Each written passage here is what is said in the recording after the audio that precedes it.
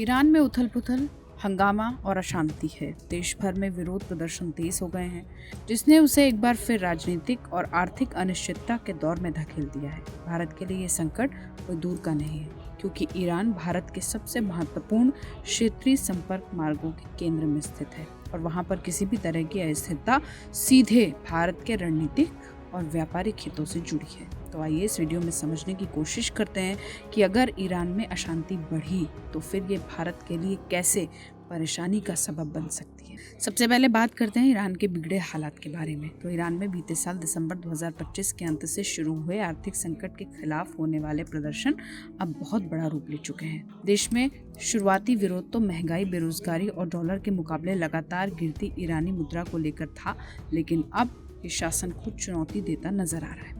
वहीं ईरान संकट के भारत पर सीधे असर की बात करें तो भारत ने मध्य एशिया, रूस और यूरोप तक अपनी पहुंच को मजबूत करने के उद्देश्य से तमाम परियोजनाओं में भारी निवेश किया है, जिसमें ईरान एक महत्वपूर्ण ट्रांजिट हब के रूप में काम करता है। इनमें सबसे महत्वपूर्ण ईरान के दक्षिण पूर्वी तट पर स्थित चाबहार बंदरगाह है, जो पाकिस्तान को बाईपास करते हुए भारत को अफगानिस्तान और मिडिल ईस्ट तक सीधा रास्ता मुहैया कराता है। ईरान भारत के बीच व्यापार की बात की जाए तो वाणिज्य विभाग द्वारा शेयर किए गए आंकड़ों के अनुसार अप्रैल 2024 से मार्च 2025 में भारत ईरान द्विपक्षीय व्यापार लगभग 1.68 अरब डॉलर तक पहुंच गया था।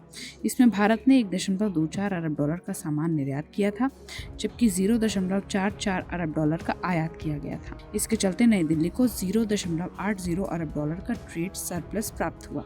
अब अगर ये संकट बढ़ता है तो फिर चाबहार बंदरगाह पर परिचालन को धीमा करना पड़ सकता है और INSTC से माल ढुलाई बाधित होने की संभावना है।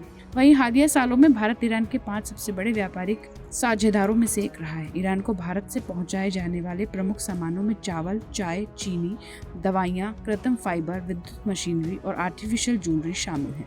इसके अलावा ईरान से भारत आने वाले सामान की बात करें तो इनमें सूखे मेवे, अकार्बनिक और कार्बनिक रसायन के साथ ही कांच के बर्तन सबसे ज्यादा मात्रा में आयात किए जाते हैं। जैसे कि मैं सो रहा हूँ तो पिताजी को जगाना है मुझे, तो वो डायरेक्ट उठाने के बजाय, और हिंसा की परंपरा मेरे यहाँ नहीं थी सौभाग्य से, तो वो क्या करते थे कि उस कमरे में आ जाएंगे या बाहर से गुजरेंगे और चौपाई बोलेंगे, प्रात काल उठिके रघुनाथा